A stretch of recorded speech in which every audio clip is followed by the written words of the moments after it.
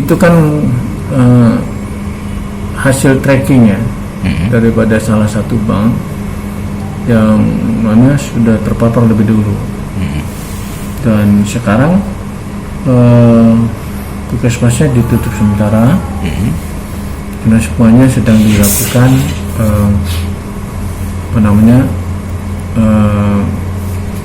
pembersihan ya, sekaligus juga men-tracking terus yang lain-lainnya. Dan untuk keseharian daripada fungsi puskesmas itu diambil alih oleh puskesmas tetangganya, yaitu di Perumnas Bukit Tanjung. Jangan lupa subscribe, share, komen, dan like ya.